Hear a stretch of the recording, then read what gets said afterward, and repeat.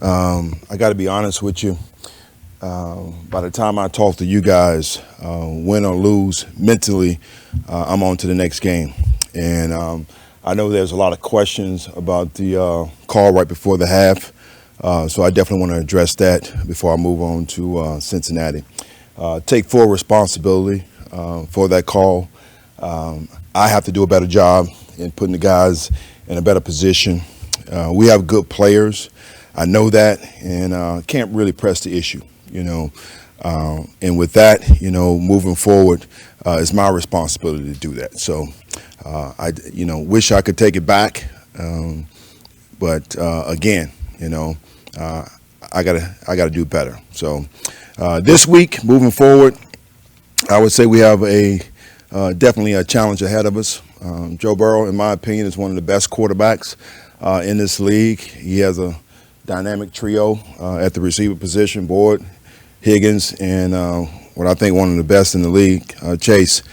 Mixon is still running the ball at a high level, and I think they do a great job up front in the offensive line for his run game, as well as trying to give him time in the pocket for his protection. So with that, I take your questions. Steve, was that call partly a reflection of not being able to get to Cousins? I don't really want to elaborate on the call. Again, I can't press it. Our players, again, they have shown an ability to be able to do certain things, and I got to be able to trust that. And I know exactly what we have in the caliber guys there. And once again, I take full responsibility for putting those guys in that position. How do you explain the front four then not getting,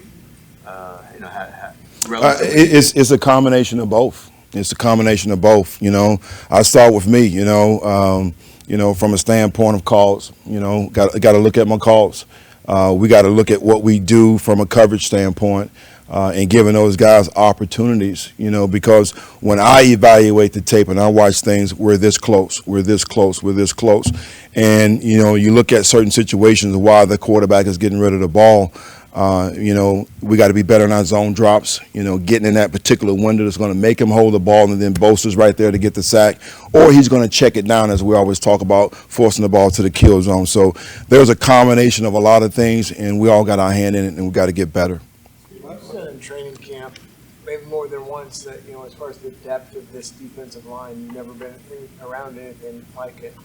And not to call out specific guys and numbers, but you know, the numbers don't bear that out at this point. Do you know, I mean, from a production standpoint, you know, why that depth in waves just hasn't happened? You know, it varies throughout the year and each team, you know, and I go back to really what I just stated. I think we can do a better job on the back end, you know, in coverage, whether it's man or zone, and allowing the quarterback to hold the ball a little longer. You know, watching tape, I think we're close. I think we're close a lot, and we're going to eventually get there. And I'm not really pressing right now about the lack of production, because I feel like it's going to come. Travarius Ward was able to get the pick on the first series, and he almost got the one on that call right at the end of the half. What kind of communication do you have with him, and confidence do you have in him? A lot of confidence in him. I think he's emerging each and every week, and I think it starts in practice. Just leaving practice now, just watching him, how he goes about his job, it translates and carries over to the game. So he's working hard each and every day, and the confidence is there to be able to call man or zone when he's out there. Was he pretty crushed after the game Monday night? I think we all were, you know, and as professionals, as pros, we got to quickly move on. What is your working protocol with Kyle? Like after games, do you guys meet on the plane when you're coming back from a away game, or do you have meetings with him the next day? Talk on the plane. We meet the next day, evaluate, and go over the game tape. So there's constant dialogue. You want to look at your pressures, your play designs, your play calls. Do you ever go back and look at what was successful for D'Amico, for Robert Saleh with similar players? I think you have to, because it's based off the defense, you know, and this defense is a unique defense, and there's certain things that go with that particular defense, and I'm learning that, you know, and there's certain things that you can't sway away from, So as we evaluate, as I evaluate and talk to the coaches, most importantly, as well as Kyle, I see those things. So, again, that's why I'm not panicking. I know we have the personnel. I know we have the talent, and I just got to do a better job putting them in position. What's it like learning a defense and coaching a defense at the same time? It's always challenging. When you've done your own thing for 17 years, it's a little different. But I'm encouraged. I got a great supporting cast. These coaches that are around me are phenomenal. They know this defense. They know their craft. These players are great. So we're all in this together, man. So I'm not hitting the panic button at all. Steve, there's a lot of great receivers in this league, but Chase might be in his own category. They've targeted him 32 times in the last couple of games. What separates Chase from just your other great receivers around the league? One, I think it starts with the quarterback. They have a unique relationship. When you look at ball placement, Burrow is phenomenal in throwing the back shoulder. Gives the receivers the only opportunity sometime to catch it. So I think that chemistry is there. He's just so dynamic after the catch, So it's hard to really try to give him a lot of space. You got to try to do certain things, whether you're rolling the coverage to him, whether you're playing man, but you got to have definitely a lot of zone eyes on him. But I can also say this, if you try to overplay him, the other two are going to hurt you as well. So we talked about that trio. So we got to do a great job in just trying to balance things out. Watching Burrow in the first 3-4 games and then maybe the last couple of games, how different do they look in terms of getting healthier and how much does that show up on the tape? Well, I still think they're productive, but you can see certain things on tape that where the injury is there. I don't know where he is right now from a standpoint of the bye. A lot of things that they've been doing is out of the gun where he normally operates underneath the center. So we'll see exactly how that is on Sunday. But the guy is very capable of still running the offense to the fullest. With Brock in concussion protocol, there's at least a chance that Sam would start, and you have the experience of being on the sideline with Sam as a starting quarterback. What could we expect to see? A lot of poise. He's gonna lead the offense the right way. I think he's shown that last year. Coming in under the circumstances. So great leader. He's going to do everything he has to do in running this offense to the fullest. So we'll see exactly how that goes, and hopefully Brock's ready. That's definitely a question for Kyle. I think there's an assumption like, well, you're more of a blitz guy, and they didn't blitz much here before, but I'm not sure the numbers bear out that you're blitzing more. You find the numbers do bear out that blitzes haven't been overly effective? Do you find you're not blitzing in the right situations? I don't. You go back to Cleveland, and right before the half, we got a sack, caused fumble. They ruled it, incomplete. Bosa got, a sack there. So I think it's all timing. You know what I'm saying? In the situations, some get picked up, yes, but I think you have to be on point at times when you are bringing pressure, because you don't want to get hurt with it. So we try to mix it up a little bit for us, man zone and zone pressure. So appreciate you guys. Thank you. A lot of people thought he would struggle, and I don't know how you felt, but it seemed like he stood up pretty strongly. What was your evaluation? Jalen had a really good game. Yeah, Jalen and Aaron both played very well in the game on Monday night. Jalen was, we talked about it last week. I said, he'd improved, and I think I said, but you still got to go out and do it, and he did. He went out and had a nice game, and they even flipped 99 over there a couple times, and he held his own over there and did a nice job. I was happy with Jalen's play, and I was happy for Jalen. He's always been in that role where Trent's been down a game or two, and he's had to play, and some games better than others. It was good for him. Is there a common theme that you guys need to do to kind of spring that running game going again? It's a little bit of everything. It's Kyle talked about the Cleveland game, just how everything was long yardage. Every single time, whether it was a run, whether it was a screen pass, whether it was a penalty, you just end up behind the 8-ball, and you can't ever get in that rhythm of, run, first down, run, first down, just that rhythm of a long sustained drive where you're able to keep getting runs and pop one. And then, we just haven't had the big the big breakout run recently, and then we just haven't been able to sustain as much. We moved the ball, we punted one time, we turned it over, but turnovers, penalties, negative plays, they all stop you from really establishing a run game. I don't think it's anything more than that. You just can't get into a rhythm of this call leads to that call that sets up off of this play, and give the defenses credit. Minnesota and Cleveland did a really nice job, and we didn't execute as well as we could have. Christian in particular, he was so dominant the first 4 games of the season. The last 3, starting with Dallas, his yards per carry has been down. What are you seeing with Christian in particular? No, I think it's along the lines of what we're talking about. I do think that if teams do come up with a mindset that they're not going to let him go, they're going to do whatever they can. I mean, shoot, the first play of the Dallas game and try to rip his head off. There's that feeling of we're not going to let this guy run.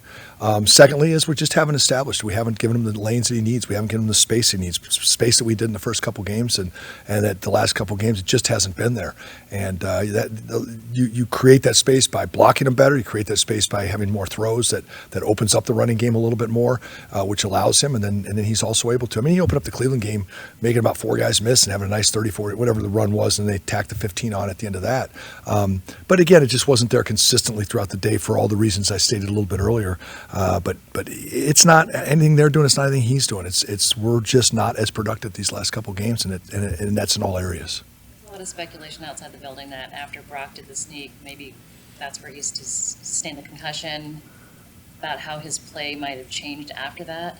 After watching the film, what is your opinion? Yeah, I can't. No, I don't know anything about. I can't speak to when it happened. I don't know anything about that. I really don't. I'm not in that meeting with the medical staff and then all the things like that. So it's hard for me to say that. I'm sorry.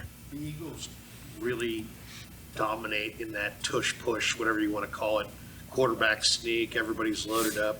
You can substitute freely in the NFL. Have you guys discussed the possibility of putting, your best personnel power-wise, maybe a Feliciano, maybe a Juszczyk, maybe you take the quarterback off the field, and all the different things that you potentially could do in a quarterback sneak scenario to give yourself the best chance for success? Yeah, our sneak rate has been productive. We had the one sneak where we jumped the ball and tried to run it. That's the one we're talking about where we didn't get it, and I think he took the hit. I think on that play, I'm not sure though.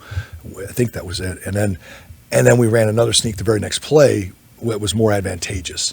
We've been all about running advantageous sneaks and not just saying, hey, here we come, we're running sneak.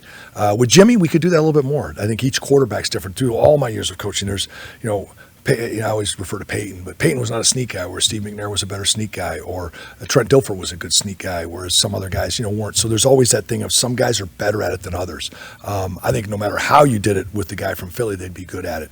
There is that play right now that's going around that everybody's been working on and doing, some with success, some that haven't had as good a success. And so I just think it comes back to your guy and what your philosophy is on 3rd and 1. It's been a pretty productive 3rd and 1 year for us up to this point, and knock on wood, we got to keep it going. We had a miss last week on that play, but we were able to get it on the 4th and 1. So with the sneak again. So we're a little bit more about not so much saying, hey, here we are, we're running sneak. Everything in our offense is about you do this, it builds, and then we can have this, and we take advantage of what you do and kind of build things off each other. McCaffrey has 3 fumbles. It's not normally something that he does. Is it kind of a fluky thing, or is it something in particular that's going on? Yeah, I would say that the only one, there was one that I would say was probably, he wasn't probably, one down, and he was pretty good with the one in Dallas, but it was just taking the guy on head on where the ball was. He was trying to secure it. He's excellent with ball security, and sometimes it just happens. They hit the ball just right.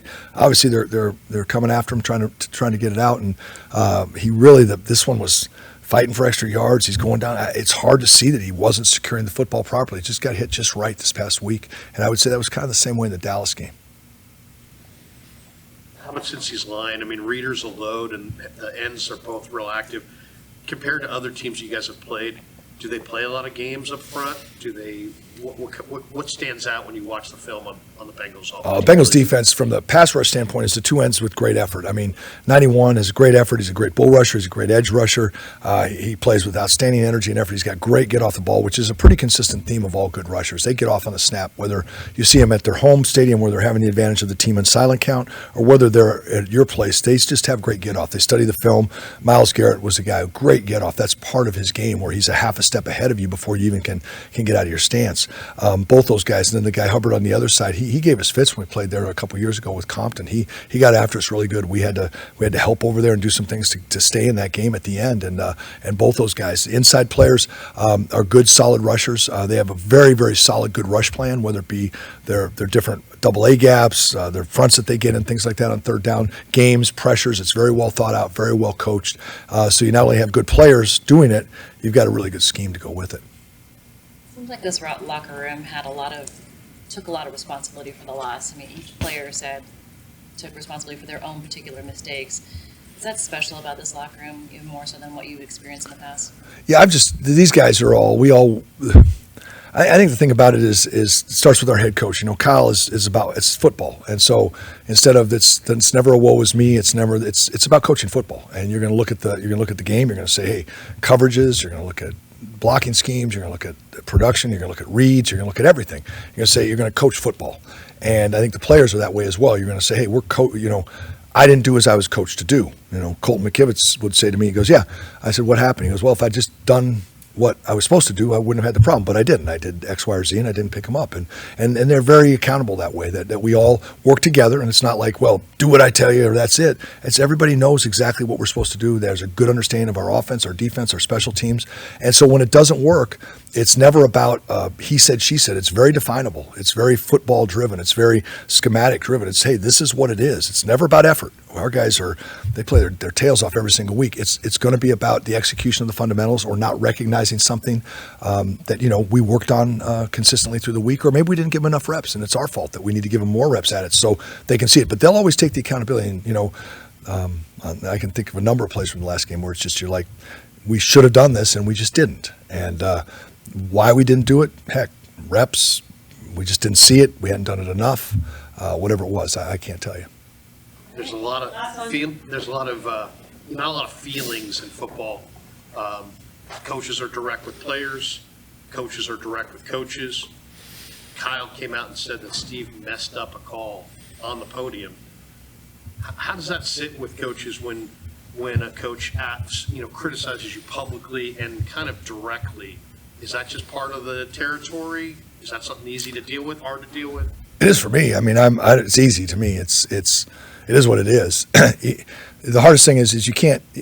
You say, well, nobody really understands when you say that, because you really don't know. It's hard to explain to people that aren't inside working it every single day. It's a very, there's a lot that goes into it. But in the same sense, you can't hide and say, well, there's nothing wrong. And so you just admit it and you live with it, and you understand that the court of public opinion is going to be what it's going to be. And some will understand and have a good understanding of what you're talking about. Others won't. And that comes with the territory, with the job. The more people sit out here, the more people fill those stadiums, the more people, internet, all the things that go on with it. I know that one thing's happened through the course of that time is salaries have gone up.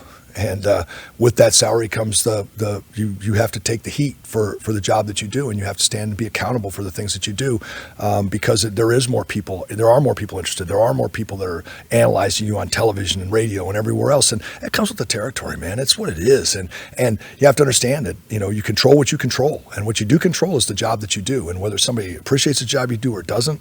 And when the head coach, if he wants to stand up and say the offensive line didn't play well enough, he's the head coach. He's in charge, and does it bother me?